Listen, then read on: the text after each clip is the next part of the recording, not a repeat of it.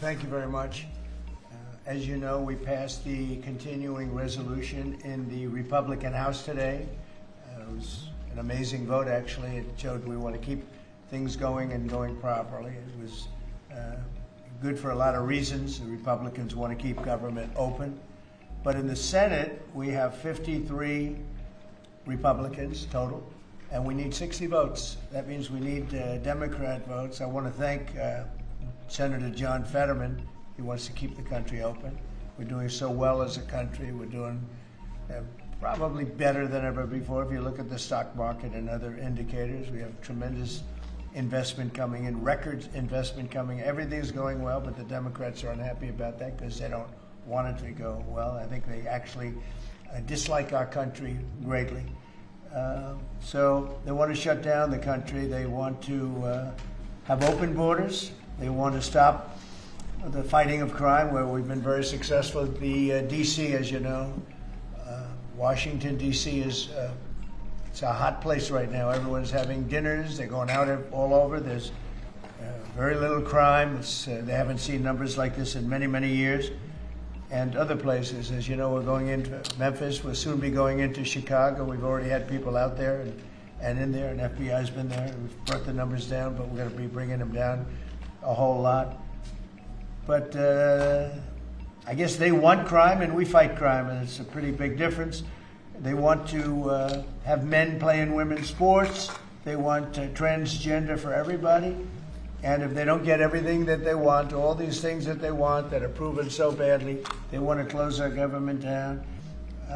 We're not going to let bad things happen to our country. We're not going to approve things that we shouldn't be approving.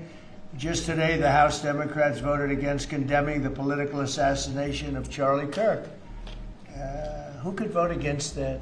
The condemning, all they're saying, please condemn the assassination of a human being. And they said, no, then we're not going to do that. Remember this, we had an election a very short time ago. Republicans won presidential. We won the popular vote by a lot. We won all 7 swing states. We won the Electoral College by a lot. We won most U.S. counties in a total landslide. So we won most. It's a very big statistic. We won the counties in a number that I don't believe has been hit before. 2,600 counties versus 525 counties for the Democrats. So the Democrats really should start respecting what takes place at the voter booth. In many cases, it's not a voter booth because they have mail-in voting, which is a very corrupt situation. But despite that, we won in a landslide. And we have to remember, when you win the election, elections have consequences. So we'll continue to talk to the Democrats, but I think you could very well end up with a closed country for a period of time. And we'll take care of the military, we'll take care of Social Security, we'll take care of the things that we have to take care of. A lot of the things that Democrats fight for, which in many cases aren't very good things, will not be able to be paid. So we'll watch and see how they do with that. They'll have to handle their constituents pretty carefully. So we're proud to announce that we won the House. We did fine in the Senate, but we need 60 votes. So we have 53 senators, and we need 60 votes. That means the Democrats have to vote in the Senate. And I don't think they will be voting. Now, what we are doing, we're really here today to talk about something else, which is the gold card, which is going to bring a lot of money into our country, which is going to reduce taxes and lots of other good things. But we'll save that for a little bit later. Why don't we do this first, and then we'll talk about the gold card, okay? Any questions, Jeff? Your call with President Xi, sir. President Xi, your call this morning with President Xi. It was great. I had a great call with President Xi, and as you know, he approved the TikTok deal, and we're in the process. We have some great investors, some of the biggest in the world, American investors, great people, and we look forward to getting that deal closed. Is it fully approved? The Chinese statements didn't necessarily Well, indicate that. I think so. I mean, when you say fully approved, I don't know what that means. We have to get it signed. I guess there could be a formality. I found his word to be very good. President Xi and I had a long talk. We talked for almost 2 hours, and it started at 8 o'clock. in the morning. And I think it was a very good talk. We talked about trade, we talked about war, we talked about a lot of things. We talked about Russia, Ukraine, obviously, and Gaza. Talked about a lot of subjects. It was a long call, it was a good call. We have a very good relationship. But the TikTok deal is well on its way, as you know, and the investors are getting ready. And I think China wanted to see it stay open too. They wanted to see it, and I can tell you the young people in our country wanted to see it stay open very badly because, and if you take a look at my numbers, no Republican has ever done anything like we did.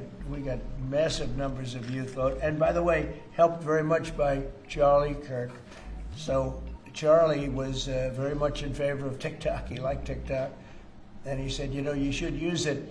And other people said that too, and I used it, and I don't know if I have I think I set records. I looked at numbers that are phenomenal. We'll pass them out to you. And it had probably a pretty big effect on the election because we won the election by a lot. So we are in a situation where in a little while, meaning a number of days, we'll probably, I don't know if you can make a deal with these people. I think these people are crazy. You know, again, anybody wants open borders and don't want to fight. They don't want to fight crime. They hate to fight crime. And in Chicago, last weekend, you had 11 people killed, murdered, and you had 28 shot. And those numbers have been pretty consistent all throughout a period of time, whether it was 4 people, 5 people, 6 people, 11 people, 12 people killed, murdered. And they don't want to spend money to fight crime. And it's not even much money, relatively speaking. It's very little. But we're going there anyway. It doesn't make any difference. We're going to Chicago. We're going to Memphis next. And we're going to clean up the crime in the cities because we have to do that. Okay? With this deal today, are you confident that the CCP won't be exerting control? Yeah, we're gonna have a very tight control. And look, it's an amazing thing that's been created. There's tremendous value with TikTok. And I'm a little prejudiced because I frankly did so well on it. You know, it got me numbers that nobody's ever even heard of before. So a lot of people want it. The young people of this country want it badly. The parents of those young people want it badly. And so we were able to work out a deal with China. And it's a very good deal for us. I hope it's a good deal for them. Would you be confident or would you accept a deal where China controls the algorithm of TikTok? Well, it's all being worked out. We're going to have very good control. We have these are American investors, all of them, and they all love our country. They're all very well-known people, very famous people actually, financially, and they'll have control of it. And I want to thank President Xi because he was a gentleman, and we've just had a good relationship, and we wanted a lot of people in this country wanted to be open. And again, if it weren't open, maybe, I don't know, I think we won by so much it wouldn't have mattered, but we got a lot of votes. We got a lot of Republican votes from very young people. You go ahead, Jeff. Sir, Russian jets entered Estonia's airspace today for 12 minutes. Do you see that as a threat to NATO? Well, I'm going to have to look at it. They're going to be briefing me in a short while, so I'll let you know about it tonight or tomorrow. What's your take in general? Well, I don't love it. I don't love it when that happens. It could be big trouble, but I'll let you know later. They're going to brief me in about an hour. And a follow-up on Charlie Kirk. There's been a lot of talk about free speech this week. Do you see a difference between cancel culture and consequence culture? I mean, your question's a little trick question. I'm a very strong person for free speech. At the same time, when you have networks where I won an election, like in counties, I guess it's 2,600 to 525. That's called a landslide times 2. When you have that level of popularity or voter support, as I did in the last election, and yet 97 and 94%, different numbers. You see different numbers with different stats. But 97, 94, 95, 96% of the people are against me in the sense of the newscasts are against me. The stories are they said 97% bad. So they gave me 97. They'll take a great story and they'll make it bad. See, I think that's really illegal, personally. You can't have a free airwaves. You're getting free airwaves from the United States government, and you can't have that and say, and somebody that just won an election, and I had to go through this during the election. I think it's a miracle that I can win when 97% of the stories on the networks are bad, or whatever it may be, whether it's 89, doesn't matter. It's a tremendous number. You know it, you report it all the time, and it changes. But when you have that kind of a negative reporting, fake negative reporting, when they take a great story and they make it into a bad story constantly, that's what they do. Look, 60 Minutes took Kamala's answer and they threw it out and they gave her a different answer so that she sounded competent. When things like that happen, George Slopadopoulos from your network, right? George Slopadopoulos had to pay $16 million to me because of what he said. And that's ABC. You had to pay more than that. Your network had to pay more than that. So I think it's very sad. But I think that reporting has to be at least accurate to an extent. Again, when somebody is given 97% of the stories are bad about a person, that's no longer free speech, that's no longer anything, that's just cheating. And they cheat. And they become really members of the Democrat National Committee. That's what they are, the networks, in my opinion. They're just offshoots of the Democrat National Committee. Mr. President, Go ahead. Liam Cosgrove with Zero Hedge. People are still anticipating who your pick for National Security Advisor will be. They're worried Marco Rubio is a little overworked, and one of the reported frontrunners is Michael Anton from the State Department. He's good. He's just authored the National Security Strategy. Also in the mix is Mike Flynn and Good. Steve Witkoff. Can you give us an indication? Well, they're all good. No, we'll make a decision soon. Okay. But we're doing very well. You know, I settled 7 wars, more than that, I think. But actually, we settled 7 wars. I have, we're working on Gaza, it's a tough one, but we'll get it done somehow. And we're also working with Russia and Ukraine. They hate each other so much, you wouldn't believe it. President Putin and President Zelensky, they hate each other to a level that you wouldn't believe. So they're having a little bit of a problem with that. And are you considering Stephen Moran for Fed chair? I hadn't thought of it too much. He's doing a great job. Just got approved. His vote was a very good one. The Fed should have done more. You know, too late. Powell is terrible. He's a terrible chair. I think he's just terrible. But despite that, we're powering through it. We have another record stock market today. We're very, very high levels, and we're at the highest levels. So we're setting records many, many days during my administration. We've set records, and we'll see what happens with 50,000. 50,000 is a pretty big number. Never come close. We're not so far away from it. So that's because they see what's happening. Not so much what's happening exactly right now, but they see all the plants that are being built. They see the kind of investment that's going to be made. When you take $17 trillion, so Biden had $250 billion, okay? Or putting a simpler way, they had much less than $1 trillion, but they had less than $1 trillion for 4 years. I have $17 trillion for 8 months. Nobody's ever seen anything like it.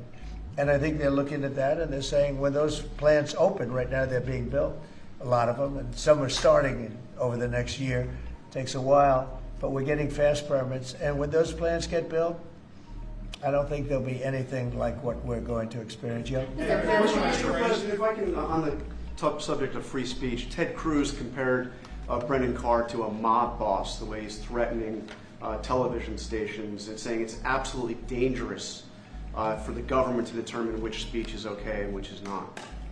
What's your reaction to Ted Cruz? I think Brendan Carr is an incredible American patriot with courage. You know, it used to be, I remember in the old days that networks would have to get licensed, relicensed, and it was always a big deal. You know, they had to show honesty and integrity. When you have a network, again, I'll use the same numbers, whether it's 90 or 94 or 97, all different numbers, but when you have networks that give somebody 97% bad publicity or 94% bad publicity, I think that's dishonesty. And you know, they're getting free airwaves, right? You know that, right? You get them for nothing. These airwaves, they make millions and millions of dollars. The news makes millions of dollars. ABC, your network. I mean, your network wrote very badly about me, and they had to pay me $16 million. So you think I wasn't looking for that. Brendan Carr has a right to... No, I think take away Brendan the Carr is a license? patriot. I think Brendan Carr is a courageous person. I think Brendan Carr doesn't like to see the airwaves be used illegally and incorrectly and purposely horribly. Doesn't like to see a person that won the election in a landslide get 97% bad publicity before the election. I mean, it's amazing that I won the election with that, but here's what happened. The people have given your networks no credibility. They don't give them any credibility, John. If they did, they wouldn't vote for me. They wouldn't have voted for me. When you look at, I mean, you could also say the liberal media, the liberal left, when you look at these stories and papers, but we're not talking about that. We're talking about, I assume you're talking mostly about the networks, but they have a licensing procedure, and you can read it as well. They have to show honesty and integrity. And when they take a good, well, I think the people decide. That's why I'm president. When they take a great success, like you often do, and you make it into like it's a loser, or you put a negative spin on it, I don't think that's right. So I think Brendan Carr is a great American patriot. So I disagree with Ted Cruz on that. Will you be Mr. at the UN next week? You're going to the UN? I'll be at the UN. I'll be making a speech, yes. And are you meeting any other world leaders? Many of them. And can you Who tell are us you that? meeting, Mr. President? Well, I'm meeting many of them. They're being set up. What is your goal from attending that meeting? What do you hope to get out of it? World peace. Nobody's done a better job than I've done in world peace. Nobody's settled so many wars as I have. You know, I've been here probably a little bit more than 8 months, and I've settled 7, and that doesn't include the destruction of a vast potential nuclear disaster in Iran, which we wiped out totally. As I say, obliterated. We obliterated it. It's been turned right with this beautiful plane right here. We just ordered some more of them, by the way. The B-2 bomber. Just ordered some more. The more updated version. Not that we needed that. We just need the plane because it was so flawless. These pilots flew 37 hours flawlessly. Not an engine problem. Not a screw. Not a bolt came loose. It was an amazing. Compare that to many years ago, Jimmy Carter, same country, with the helicopters and the problems and the prisoners and the hostages, and what a mess. No, these planes flew 37 hours without a stop. They fueled up. We had 52 tankers fueling the planes along the way. It was an incredible, and every single bomb hit its mark. And then we fired 30 of them from a submarine. What a job that was. And I don't even include that. But that stopped a war. That stopped maybe a catastrophic war. Mr. President. So, you know, so I think that nobody has ever done anywhere near that. Now, on top of that, we're working very hard to get Russia-Ukraine settled. We'll see what's going to happen there. I hope we're going to get it done. President Xi and I spoke to him about it, and I believe that he really would like to see it done also, and I think he's going to work with us to help. What was your Mr. message? What was your message to President Xi on the war in Ukraine? What are you asking? Well, it's the same as his message to me. He would like to see it done. He would like to see it. I believe he would like to see it ended. Yes, I do believe. These 2 wars that you were talking about, Gaza and Ukraine, are escalating at the same time. You're going to take the stage and the UN back at the stage after these years. Do you plan to setting any kind of red lines for these 2 countries? And you said before, Well, we're going to you are see. frustrated with Putin. Are you also frustrated? We have a long time to go before I get up and speak at the UN, because every day is a long time when it comes to Gaza and it comes to Israel and the Middle East. So we have a long time to go, but you know a lot of my opinions, and remember this, you can't forget October 7th either. People are forgetting October 7th. They forget it too quickly. That was one of the worst days in world history. It was the most evil attack that I think you could really say babies were involved, little babies were involved, and having their heads chopped off and all of the things that took place. You can't forget that. I don't forget that. A lot of people do, but I don't. Yeah, please. But how about Go ahead, please. President. What goes into retaking Bagram? Does that require boots on the ground? We'll see what happens with Bagram. We're talking to Afghanistan. It should have never been given up. It was the most embarrassing day in the history of our country. There was no reason to give it up. I was leaving Afghanistan. I was leaving. I was the one that got it down to 5,000 soldiers, but we were going to keep Bagram, the air base. I said it yesterday, and we had an incredible trip, as you know, to UK, and I said it during the press conference. It's one of the most powerful runways ever built in terms of weight, length, and load, what it could take, and we just gave it up for nothing. We gave it up for nothing. There was no reason to give it up. We weren't going to leave Bagram. Joe Biden didn't know what he was doing. We had a man that didn't know what he was doing. We had a man, by the way, that didn't approve. If you take a look at what's happening in Congress, we had a man that signed everything with, almost everything with an auto pen. And he didn't tell the people from the auto pen, whoever was using it. The one man that used it predominantly said that Biden only spoke to him twice, and it was only about the weather. Okay, it was about nothing. So those pardons that he gave are illegal. He gave illegal pardons. And that includes the congressman that destroyed and deleted all the information from J6. They deleted everything because it turned out that they were wrong. It turned out that I offered 10,000 National Guard or soldiers, whatever they wanted, and you wouldn't have had a problem. And they turned it down. Nancy Pelosi turned it down, and the mayor of Washington, D.C. turned it down. They deleted everything, and they destroyed it, illegally destroyed it. And Biden gave them a pardon. And Biden gave a lot of other people pardons that, frankly, would be in jail if it wasn't for those pardons. But those pardons now are illegal, according to just about everybody. What was your message? On Letitia James, are you disappointed that the U.S. Attorney for the Eastern District of Virginia has not prosecuted Letitia James? Do you intend to fire him? Well, we're going to see what happens. I am not following it very closely. It looks to me like she's very guilty of something, but I really don't know. I know that the U.S. Attorney from the Eastern District, or from that district in Virginia, that he was approved by 2 Democrat senators who, in my opinion, are among the worst.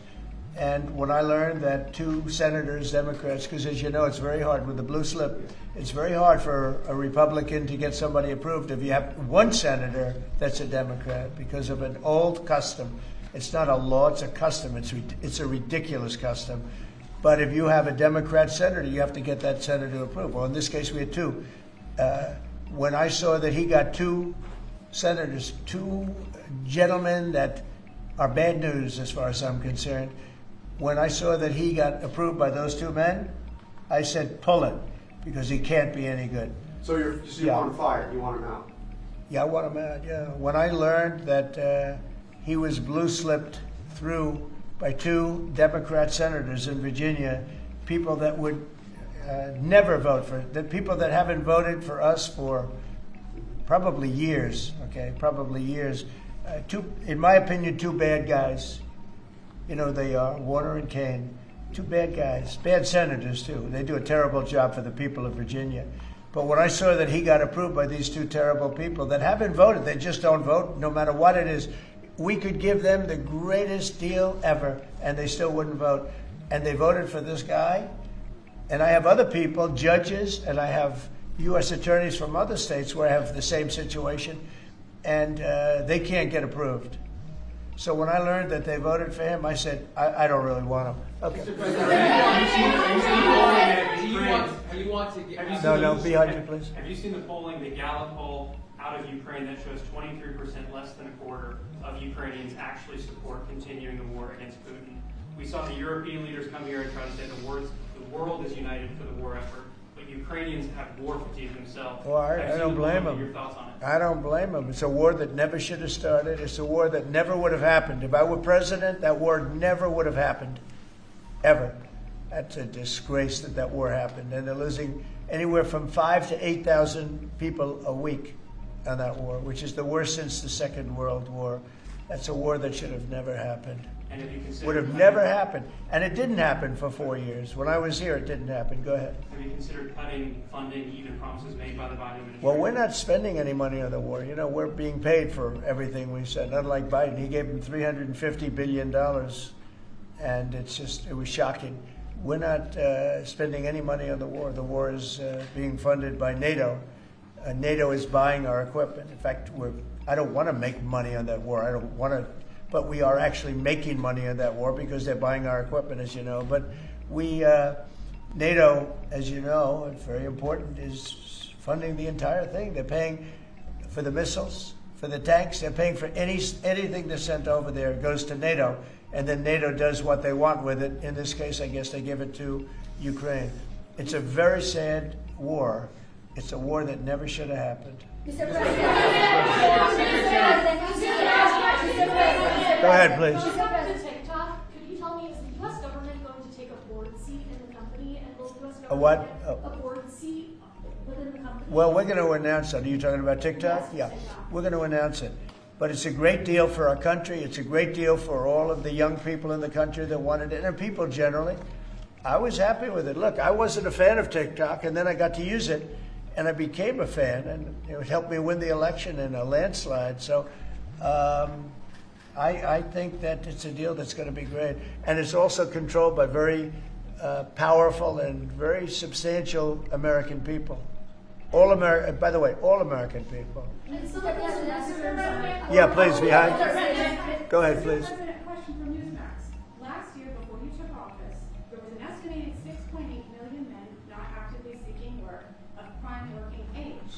So if you and Secretary Lutnick could talk about the efforts your administration is taking to help our American gentlemen get back to work. Yeah, well, what we're doing is they're building plants all over the United States, and frankly, because of tariffs, we're taking in trillions of dollars.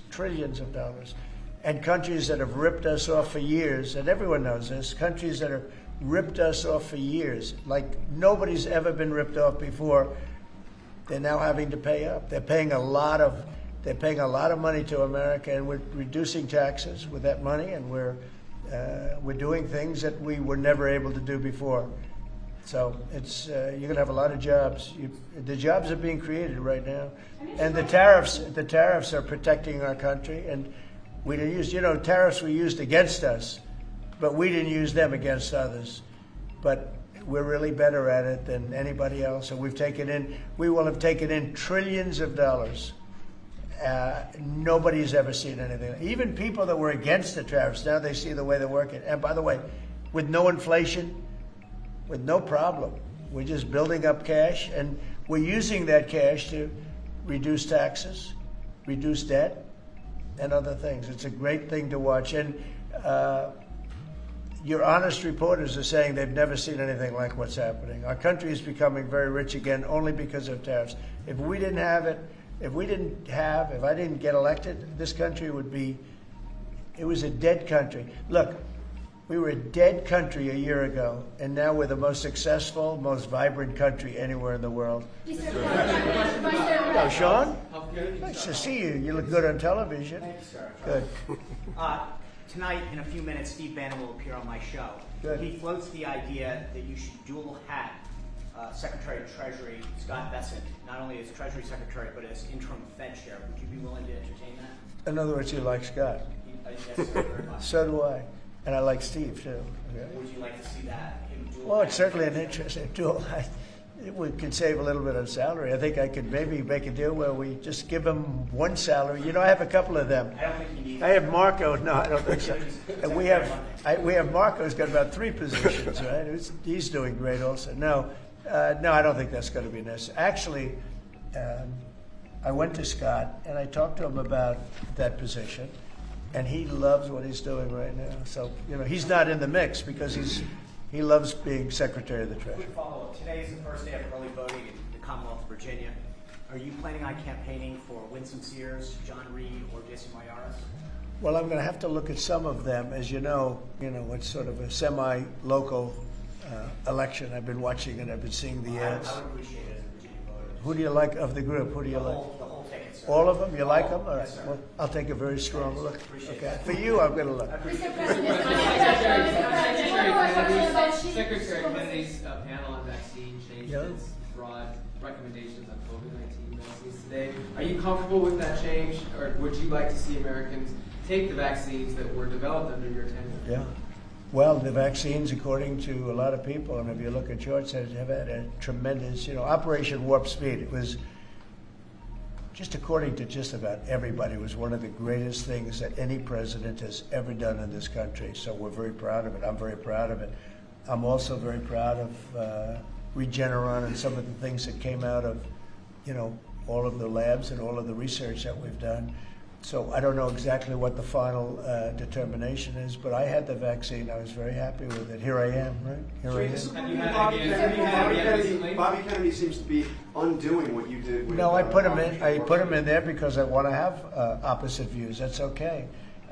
I think we're going to have something very, very big coming up soon on autism. Autism is totally out of control, and one of the most important things that, in my opinion, I had to do is to see what's going on with autism. And we're going to have a news conference early next week on autism, and I think you're going to see some things that are amazing that we've learned that somebody else wouldn't have learned.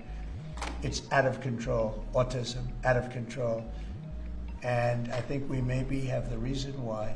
But is Bobby Kennedy going too far and unwinding? Well, I don't know. vaccines He's saying and for bad older things about people. your vaccine? Yeah, he's saying for older people. A lot of people agree with that. And but I can tell you this: Operation Warp Speed, one of the greatest things a president has ever done for this country. And you can say the world, because when we came up with that vaccine, the whole world opened up. But I put Bobby there as somebody that will go either way.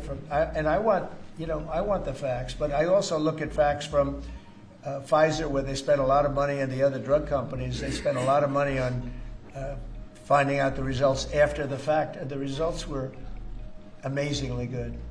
Mr. President, Yeah, please. I'm wondering if you've seen the video put out by former Israeli hostages addressed to you. One is a widow of one that died, and these are people who were freed thanks to you. But they're actually encouraging you to force a ceasefire, force Netanyahu to a ceasefire, and they didn't address it to him because they think you're the one who might actually listen to them and get it done. They're worried that the hostages who are still there are more at risk if the war continues. Well, they might be. They also, maybe they'll be freed because of that. You never know how it's going to look. War, I was saying, yes, war, a lot of strange things happen. A lot of results take place that you would never think were going to happen. As you know, I was able to get most of the hostages out. We're down to 20, and we have 32 dead people. You know that. We have 32, maybe more, 38, but between 32 and 38 people that were dead, mostly young people.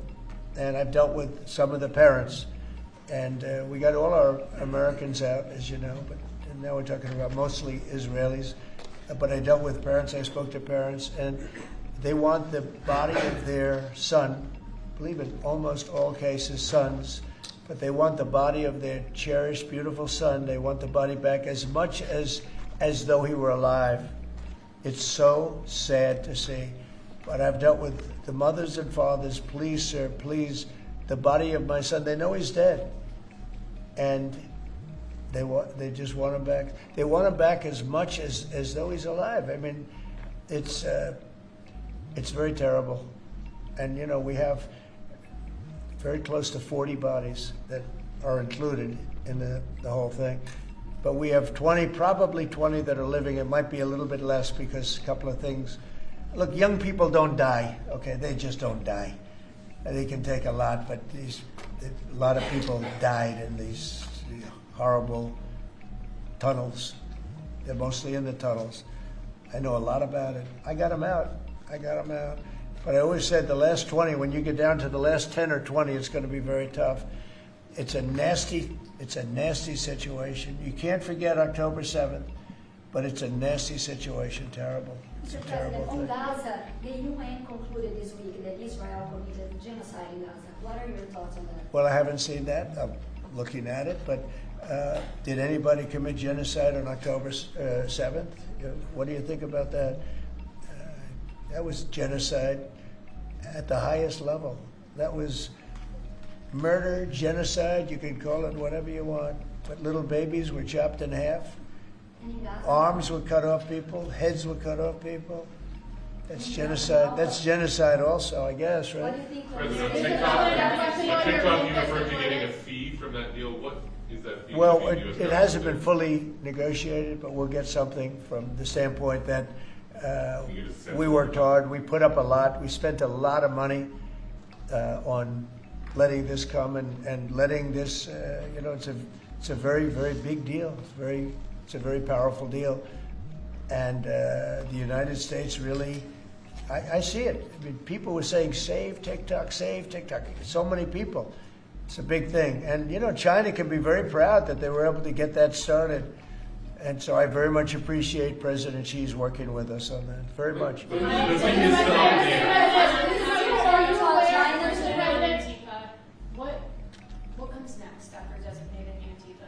Well, we have others that we're going to designate too, but we're going to look at the people that funded Antifa, see who they are, where they came from, and why they did.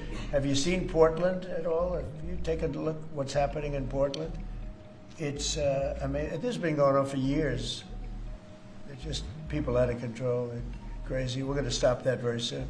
We have to get rid of a couple of other problems first. We're going to get rid of the problems in Memphis where you can't even walk a block without getting shot.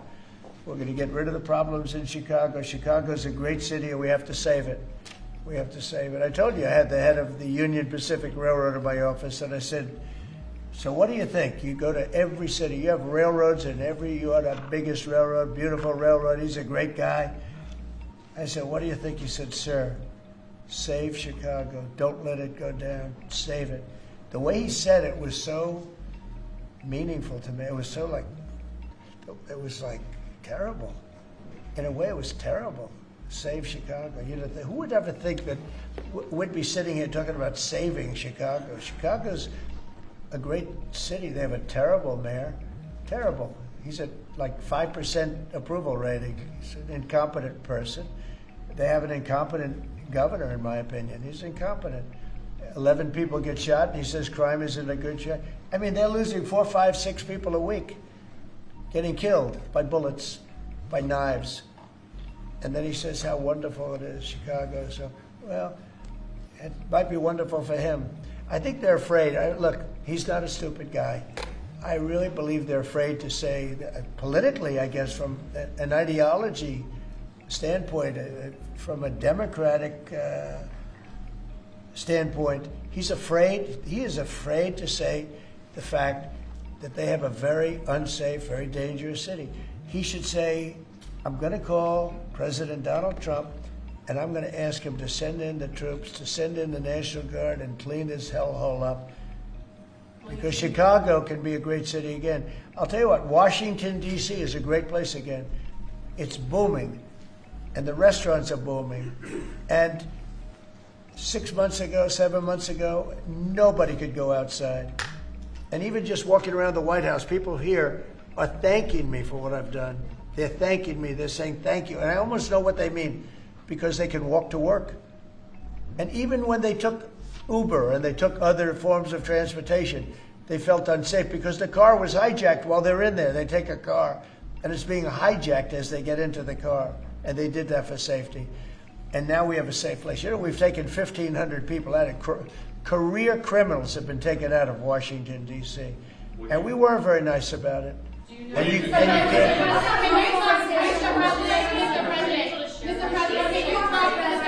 What do you think of that rail merger? Did you discuss it with the Union Pacific? I did discuss it, and I don't know, I don't want to make a comment on it, but Union Pacific is a great railroad, and they want to add a railroad that had a mistake at a place very close to my heart. You know, a lot of people say that that was a place where I got off to a very good start. It was a rough thing that happened.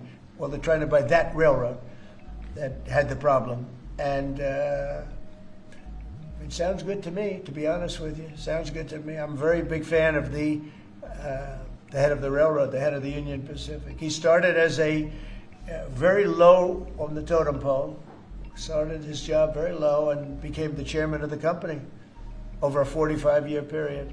But I asked him about different cities. He said, St. Louis is tough. We try, he sort of stops at many of them. Mr. And President, New Orleans. Europe- We have to save New Orleans. Mr. President, when are you going to give We're going to be going into New York too. Yeah. Mr. President, And we're when going to are be you going in quiet.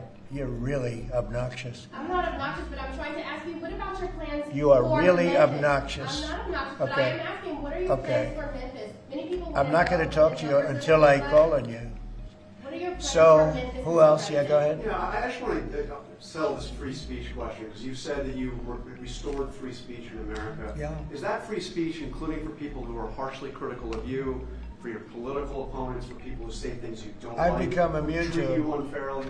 I've become immune to it. There's never been a person that's had more unfair publicity than me, and that's why your network paid me $15 million, or $16 million, I believe, to be exact, George Slopadopoulos. And that's why CBS paid me a lot of money, too. And that's why I sued the New York Times 2 days ago for a lot of money. Because I'm winning. I mean, I'm winning the cases. And the reason I'm winning is because you're guilty, John. You're guilty. ABC is a terrible network, a very unfair network, and you should be ashamed of yourself. NBC is equally bad. I don't know who's worse. I think they're equally bad. And, for you to stand there and act so innocent and ask me a question like that. But look, you paid a big price because you were dishonest, John. The reason I won that lawsuit was because you were dishonest. You were proven to be dishonest. And so you can't sit back and just say, oh, well, what do you think? Like you're some wonderful person. You're not a wonderful person. Frankly, you're a terrible reporter. You know it, and so do I. Okay. Here's what we're going to do. Here's what we're going to do. We're going to talk about something that's going to reduce our taxes greatly. That's going to hopefully bring some great people into our country. As you know, right now nobody's coming in because we've succeeded in closing. We've closed the border very successfully. I think you will agree. We had nobody come in for the last few months. I mean, it was actually said zero. Even I can't believe zero, but the numbers are put out by very impartial people or people that have a tendency to be on the left. And they actually said for the last 3 months, nobody came in. We have a very strong border.